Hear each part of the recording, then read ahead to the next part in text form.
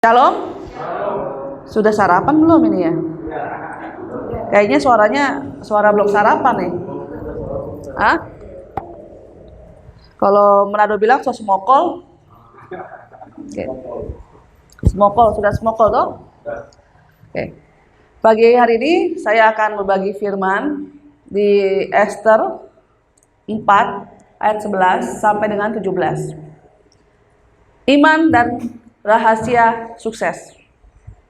Kita baca bergantian, saya ayat yang ganjil, Bapak Ibu yang genap. Dan saya pertama, Bapak Ibu yang kedua ya. Saya baca.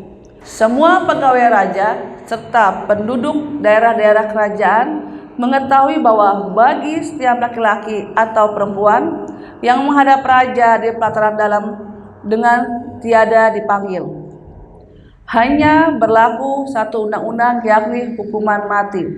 Hanya orang yang kepadanya raja menggunakan tongkat emas yang akan tetap hidup, dan aku selama 30 hari ini tidak dipanggil menghadap raja.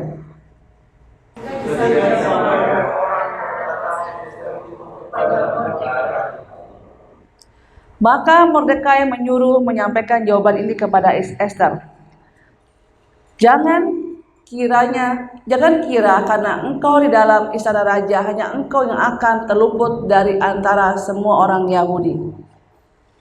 Sebab sekalipun engkau pada saat ini tertinggal di istana, bagi orang Yahudi akan timbul juga pertolongan dan kelepasan dari pihak lain, dan engkau dengan kaum keluargamu akan binasa. Siapa tahu mungkin itu saat yang seperti ini engkau boleh berikan sebagai. Maka Ester menyuruh menyampaikan jawaban ini kepada Mordekai. Beritahukanlah semua orang yang dapat susah dan berpuasa untuk aku. Janganlah makan dan jangan minum pada hari kepada baik kurma, baik manusia. Aku serta dengan pun akan berpuasa dan kemudian aku akan masuk menghadap raja. Sungguh pun perlawanan dengan undang-undang, kalau terpaksa aku mati, biarlah aku mati. Maka pergilah Mordekai dan diperbuatnyalah tepat seperti yang dipesankan Ester kepadanya. Amin. Bapak Ibu tahu Ester?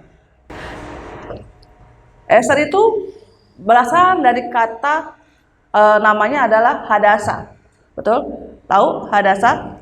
Yang nama Ibraninya berarti tanaman murad. Atau disebut familia myrtusnya adalah bahasa Inggrisnya myrtle.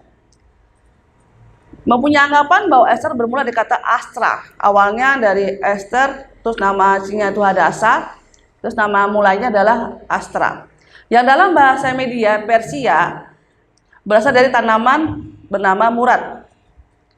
Mempunyai tanggapan bahwa Ester bermula dari nama Istar, Dewi Istar. Ya. Berdasarkan catatan kitab Nadan Daniel, bahwa orang-orang Yahudi zaman dahulu itu menggunakan nama-nama dewa-dewa Babel. Ya. Seperti sama dengan Mordekai. Mordekai itu juga pakai nama dewa Babel yang disebut sebagai hamba dewa Marduk.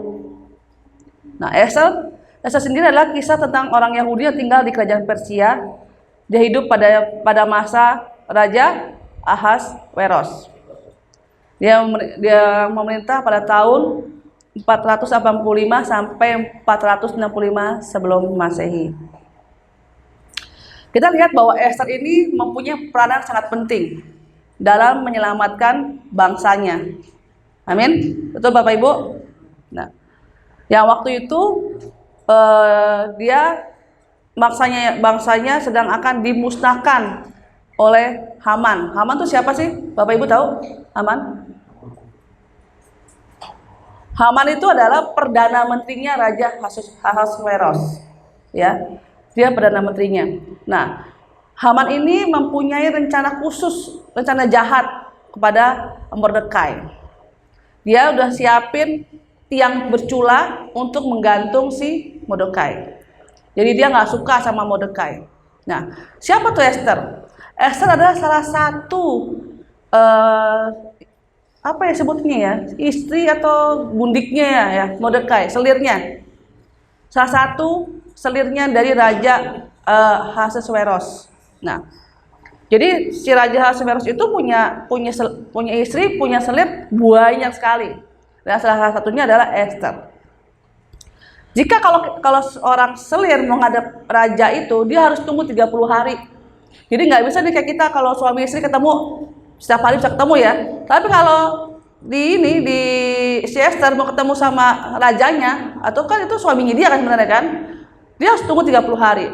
Jadi prosesnya panjang untuk ketemu sama suaminya sampai sebulan. Nah, si Haman ini mempunyai rencana jahat untuk ke Mordekai. Mordekai siapa sih? Bapak Ibu tahu? Nggak tahu Mordekai? Mordekai nggak tahu Bapak Ibu?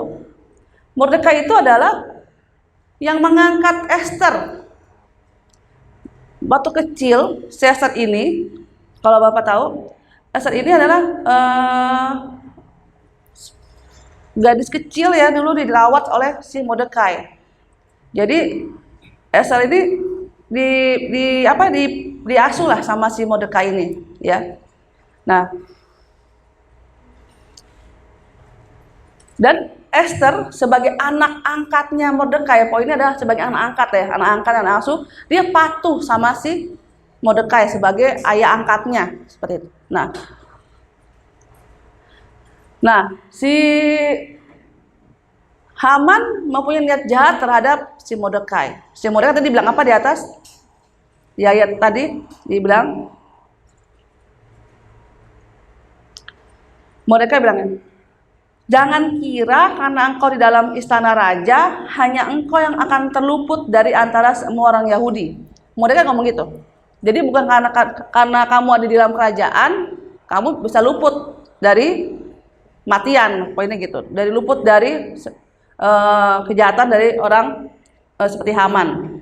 Nah, akhirnya si Esther akhirnya berdoa dan dia mendengarkan kata ayah angkatnya itu.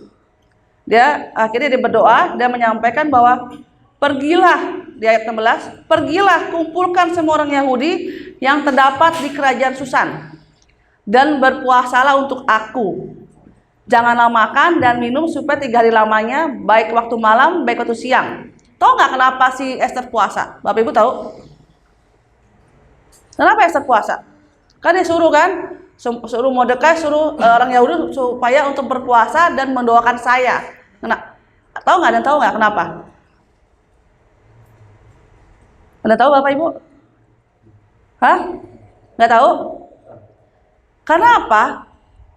Ya tadi saya bilang, si Esther mau ketemu sama Raja Ahasuerus. Jadi jawaban raja itu cuma iya dan tidak.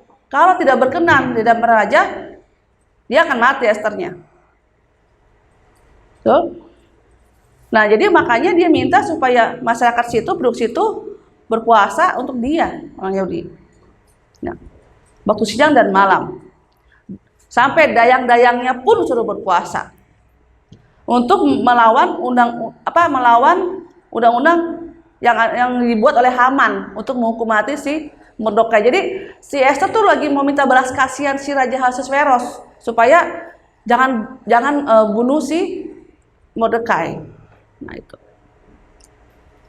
Nah, akhirnya si Mordekai melakukan apa yang diminta oleh si Esther. Esther ini adalah orang yang perempuan yang luar biasa. Dia berhasil membatalkan rencana jahatnya si siapa? Haman. Dan akhirnya siapa? Pada saat si Esther berhadapan dengan Raja Ahasuerus, mungkin si Raja Ahasuerus lagi happy kali ya. Dan emang Tuhan kasih hikmat luar biasa kepada Esther. Dia nurut apa yang Esther katakan. Dan akhirnya dia berhasil menggagalkan rencana pembunuhan untuk si Mordekai. Dan malah kebalik, akhirnya si Haman itu yang digantung di tiang gantung bercula.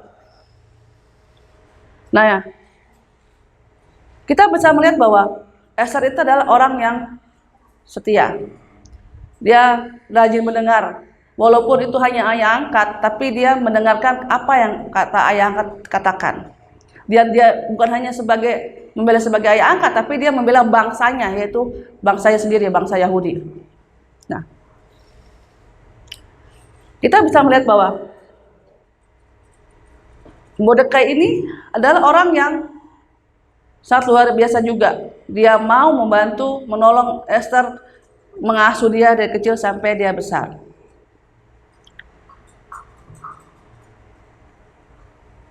Kenapa kok saya bisa membahas mengenai Esther pada hari ini? Kadang kita bisa lihat bahwa ada 2 rahasia sukses yang bisa didapatkan dari Esther.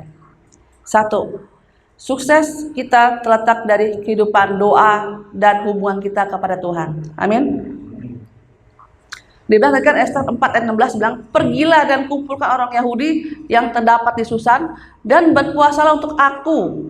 Janganlah makan dan janganlah minum 3 hari lamanya. Baik waktu malam, baik waktu siang, aku serta dari yangku pun akan berpuasa demikian. Dan kemudian aku akan menghadap raja. Sungguh pun berlawanan dengan undang-undang, kalau terpaksa aku mati, biar aku mati. Kenapa biar aku mati? Karena kalau raja itu, selir itu tidak bisa menghadap raja. Jadi kalau raja mau ketemu selir, dia datang. Tapi semua selir istri tidak bisa ketemu sama raja. Jadi makanya kalau misalkan moodnya si raja itu lagi nggak bagus, dia mau menghadap, mati dia. Seperti itu. Jadi kalau mau ketemu raja tuh harus ada waktu-waktunya. Nunggu 30 hari, tapi kan dia nggak bisa nunggu 30 hari, karena kan kalau nggak si Mordekai mati kan, jadi berpuasa. Nah itu.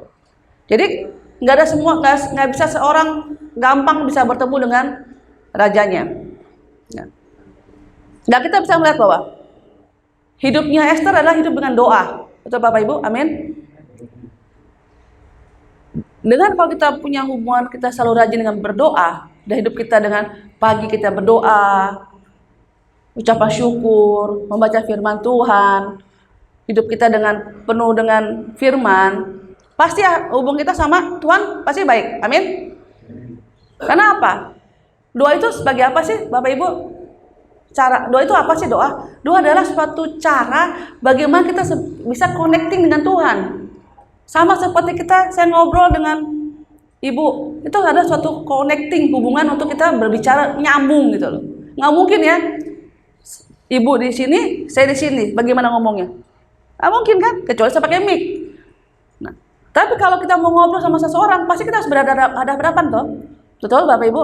Sama kita sama Tuhan. Bagaimana caranya? Ya kita berdoa. Hubungan kita dengan Tuhan dengan cara kita berkomunikasi dengan bagaimana? Berdoa. Melakukan penyembahan kepada Tuhan. Mengucap syukur atas kebaikan Tuhan. Kalau kita bisa melihat Esther bahwa banyak kan saya bilang Raja Ahasuerus itu punya selir banyak Bapak Ibu. Tapi kenapa kok kasihnya kepada si Esther aja? Kok bisa-bisanya si Esther menghadap Raja Ahasuerus nggak marah loh. Itu ya luar biasa. Tuhan ya kasih hikmat. Termasuk kita. Hidup kita ini diatur oleh siapa? Tuhan. Amin. Kita hidup sampai hari ini semua karena anugerah Tuhan. Semua karena kemurahan Tuhan. Siapa yang yakin pada saat bangun tidur setiap bangun tidur, pada saat bangun tidur nih, Bapak Ibu udah bisa bangun? Ada yang jamin? Jamin besok pagi bisa bangun? Jamin? Nggak ada yang jamin. Kita bisa bangun pagi hari ini itu karena anugerah Tuhan, kemurahan Tuhan. Amin Bapak Ibu. Kita nggak tahu nih, kita mungkin pada dengar berita-berita. Pasan kemarin saya masih ngobrol sama bapak itu, sama ibu itu, ya betul. Tiba-tiba sudah besoknya udah nggak dapat kabar. Inna lillahi wa inna ilaihi raji'un gitu kan. Nah itu sama seperti kita.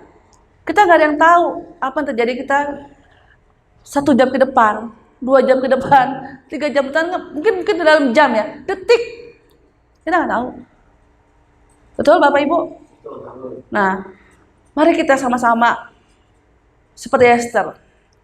Kita melakukan apa yang Esther lakukan. Dia berdoa, berpuasa, melakukan hubungan dengan Tuhan yang sangat baik.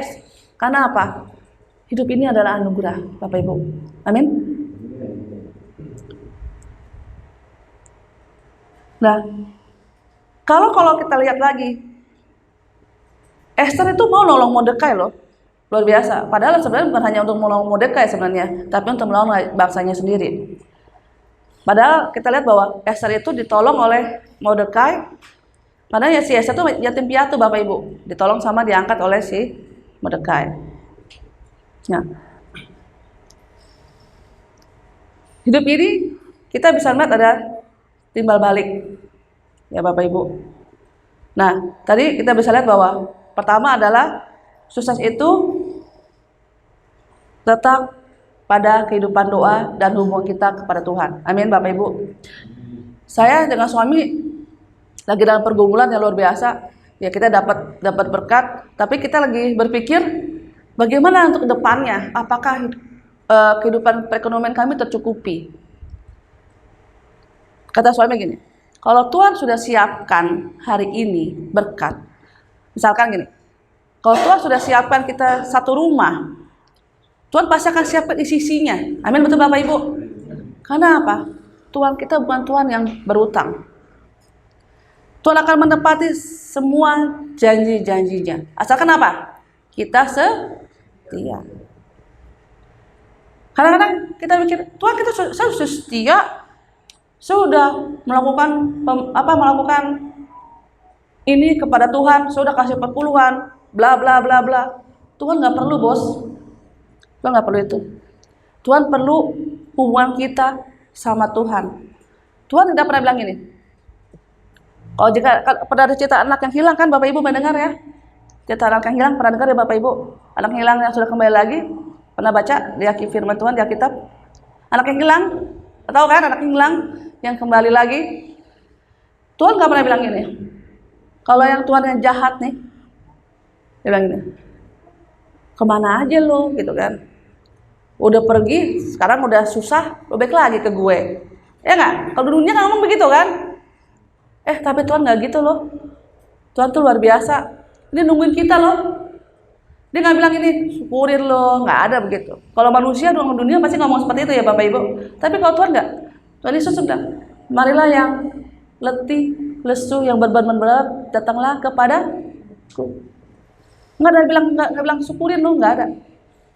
Itu hebatnya Tuhan kita. Amin, Bapak Ibu.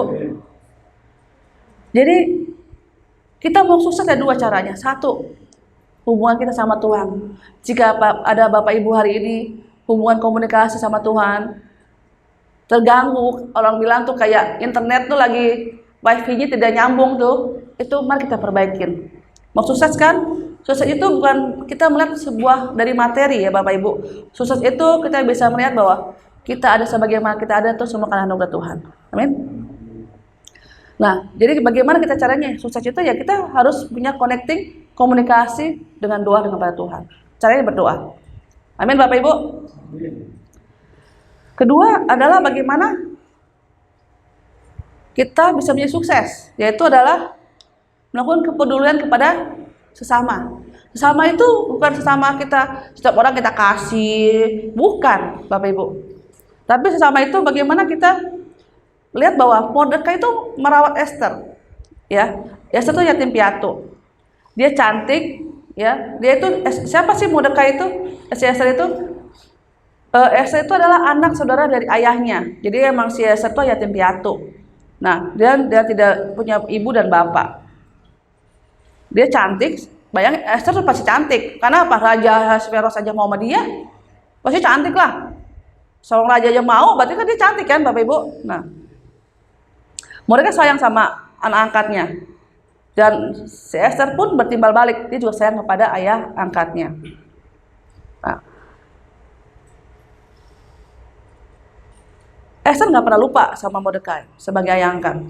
Dia sayang sama ayah angkatnya, walaupun dia sendiri bukan bapak kandungnya.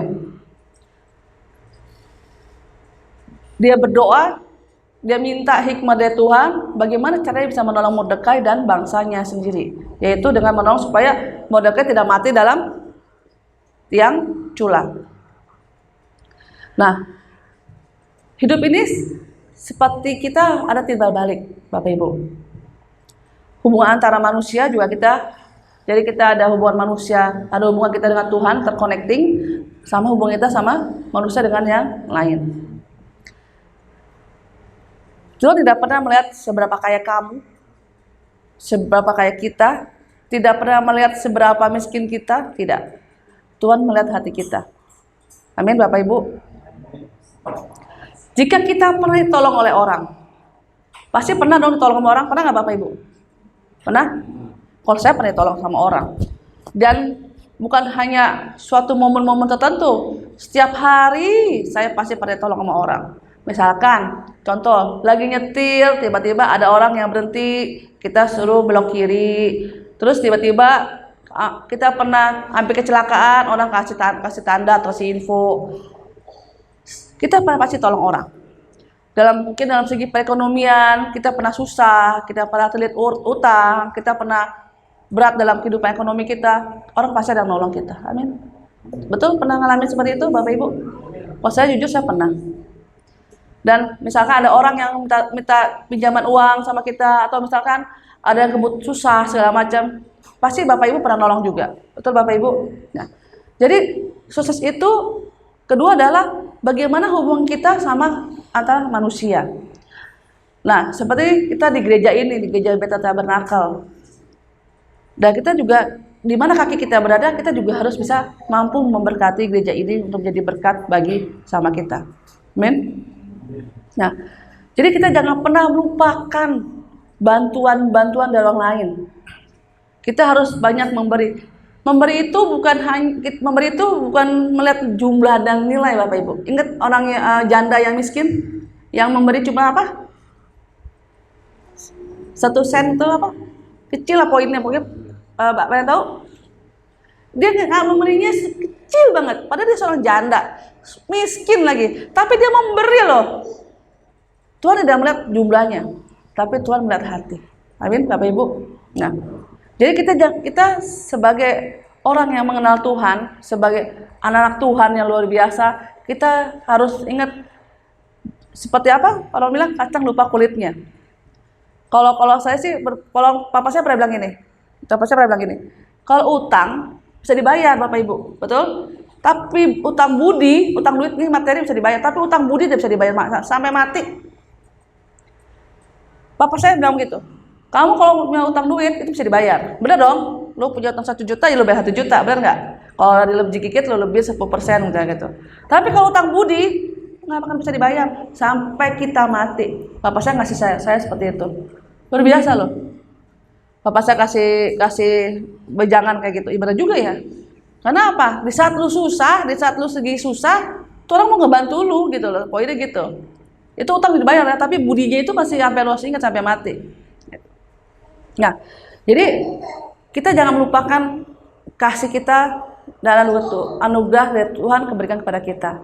Karena apa? Saya percaya bahwa hidup kita ini bukan satu kebetulan Bapak Ibu. Bapak Ibu mungkin berpikir, kok saya bisa sih ketemu sama orang itu? Kok saya bisa ketemu orang itu? Karena ada jalan-jalan Tuhan yang mempertemukan kita dengan orang tersebut.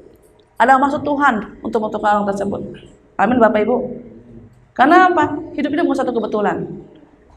Saya kadang suami saya berpikir nih, kok bisa ya misalnya kita ada suatu rencana kayak kemarin kami kan lagi proses renovasi rumah, sudah siapin ininya apa namanya tukangnya, kita udah rencanain tiba-tiba batal tukangnya.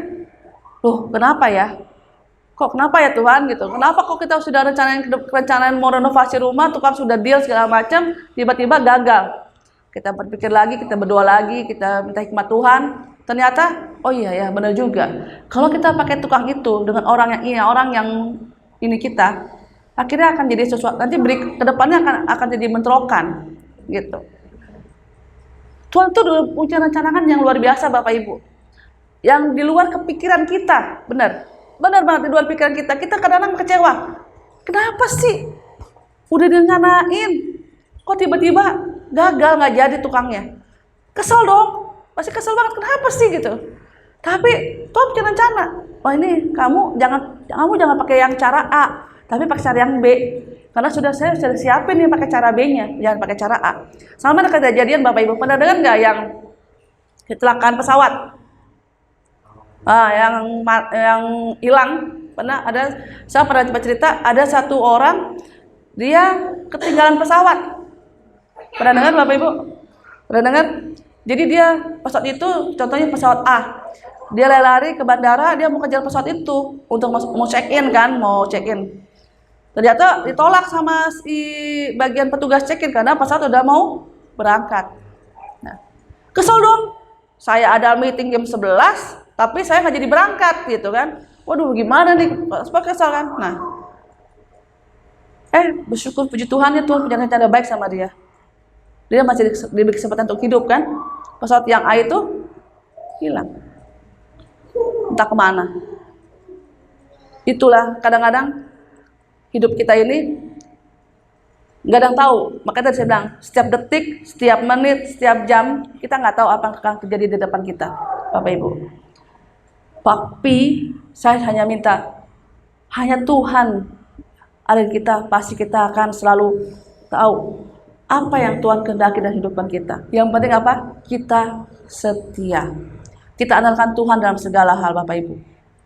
Di Roma 8:28, kita tahu sekarang bahwa Allah turut bekerja dalam segala sesuatu untuk mendatangkan kebaikan bagi mereka yang mengasihi Dia, yaitu bagi mereka yang terpanggil sesuai dengan rencana Allah. Tuh. Amin. Jadi kalau kita tahu bahwa Allah selalu mendatangkan kebaikan bagi siapa? Bagi yang mengasihi Dia. Amin Bapak Ibu. Jadi kita pertama adalah harus lebih mengasihi Dia, lebih banyak setia kepada Dia. Andalkan Tuhan dalam segala hal. Yeremia ayat 17 ayat 7. Nah, diberkatilah orang yang mengenal Tuhan, yang menaruh harapannya pada Tuhan. Ini adalah hafal kesayangan saya. Kesayangan saya tuh Yeremia 17 ayat 7, Roma 8 ayat 28. Itu dan Pengkhotbah 3 ayat 11. Ia membuat segala sesuatu indah pada waktunya. Bahkan ia memberikan kekekalan dalam hati mereka. Tetapi manusia tidak dapat menyelami pekerjaan yang dilakukan Allah dari awal sampai akhir. Amin Bapak Ibu. Kita bisa lihat tadi saya bilang, dari setiap detik, setiap menit, setiap jam, tiap hari ke depan, kita nggak ada yang tahu ke depan seperti apa. Tapi kalau kita melakukan segala sesuatu pekerjaan kita andalkan Tuhan sampai akhir. Tuhan tuh nggak pernah berutang Bapak Ibu. Tuhan Yesus tidak pernah berutang. Dia akan menepati semua janji-janjinya. Kalau kita misalkan kita bekerja, hitung, wah kita ke bulan ini gaji saya cuma sedikit ya, wah gaji saya cuma sekian. Bapak Ibu, itu hanya sebagai berkat. Tapi bonus itu gak ada yang tahu. Kita ini sampai sekarang nafas, itu berkat bukan? Berkat. Kita sampai sekarang nafas loh Bapak Ibu. Coba bayangin kalau di rumah sakit suruh pakai tabung oksigen, satu tabung oksigen bayar berapa? Ngep-ngep gitu kan, suruh pakai oksigen. Satu tabung satu hari, harus satu tabung gede itu harus habis satu hari. Bayangin kalau misalnya dia sampai 10 hari 10 tabung, berapa duit tuh bayar? Tabung mau tabung kecil-kecil yang begini, tabung gede yang mungkin Bapak Ibu pernah lihat di rumah sakit. Oh bayangin. Kita bersyukur sampai hari ini kita nafas tanpa bayar. Coba kalau misalnya oksigen O2 sampai habis, kita berebutan untuk nafas. Bayar bos. Duit dari mana kita tuh bayar oksigen? Nah itu berkat Tuhan. Amin Bapak Ibu. Nah jadi berkat itu bukan hanya materi, tapi berkat itu segala yang Tuhan berikan itu adalah semua berkat Tuhan. Kalau kita dapat uang, mungkin dapat bonus yang berlimpah, itu adalah bonus dari Tuhan. Ya, itu berkat bonus dari Tuhan. Amin Bapak Ibu. Nah, jadi ada dua sukses caranya adalah satu, hubungan kita sama Tuhan itu harus terkonektin dengan baik. Pagi kita mengucap syukur, malam kita mengucap syukur, sering ngajarin baca firman Tuhan. Hafallah ayat-ayat yang penting-penting kayak gini, kayak Pengkhotbah 3:11, Yeremia 17:7, ayat-ayat yang akan mampu menguatkan kita dalam segala hal. Jadi kita melangkah dalam hidup kita ini, kita selalu berjalan dalam Tuhan. Saya bersyukur punya suami saya. Saat saya lagi dilema, saya lagi sedih, berpikir ke depan bagaimana. Saya manusia, walaupun saya seorang hamba Tuhan, saya manusia. Berpikir bagaimana ke depan, suami saya mengingatkan. Tuhan beri hikmat, Tuhan urapi, beri hikmat yang luar biasa. Akhirnya dapat ayat ini, dapat ayat ini. Jadi hidup kita kalau misalnya kita dalam berjalan bersama Tuhan, pasti Tuhan akan berikan hikmat, Bapak Ibu. Amin. Asal kita setia. Jadi kesimpulannya tadi, satu pertama hubungan kita dengan Tuhan, kedua adalah hubungan kita dengan sesama. Nah, kesimpulan adalah Hubungan kita sama Tuhan adalah sebagai hubungan kita secara vertikal. Kedua, hubungan kita dengan manusia adalah hubungan secara horizontal. Jika hubungan kita dengan Tuhan dengan baik, maka saya jamin 100 juta persen atau 100 miliar persen pasti akan diberkati. Amin.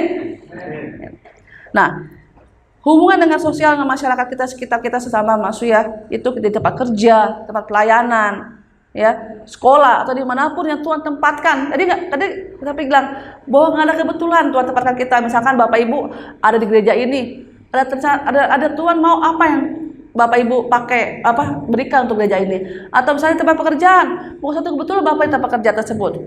Atau misalkan ada yang sekolah, bukan satu kebetulan di sekolah tersebut. Atau ibu sebagai ibu rumah tangga, bukan satu kebetulan ibu di situ. Nggak bekerja tapi urus rumah tangga. Begitu. Jadi bukan satu kebetulan ya Bapak Ibu. Jadi jangan pikir gini, ih dia enak ya, bisa kerja, saya cuma jadi ibu rumah tangga. Benar? Padahal suka gitu kan, saya ngiri gitu kan. Kenapa dia kerja enak, saya cuma di rumah doang. Pernah pikir seperti itu ya? Tapi Bapak Ibu pernah pikir nggak? Yang kerja itu pernah pikir gini, enaknya ibu itu di rumah aja nggak kerja, saya sampai mati banting tulang sampai kerja. Betul? Jadi orang manusia tuh gak ada puasnya. Dia pikirnya ibu itu enak ya, jadi ibu rumah tangga, nggak usah musing cari duit, cuma ngurus anak doang gitu kan. Yang kerja, yang ibu rumah tangga, enak ya itu yang kerja bisa dapat duit ya bulan gitu. Itulah kehidupan ya, nggak pernah ada rasa puasnya. Tapi kita bersyukur, apapun terjadi hidup kita, itu bukan suatu kebetulan Bapak Ibu. Amin. Nah, jadi marilah kita hidup seperti Esther Bapak Ibu. Hidup yang selalu memiliki kerendahan hati, taat, dan rela berkorban. Amin. Tuhan Yesus memberkati. Mari kita berdoa.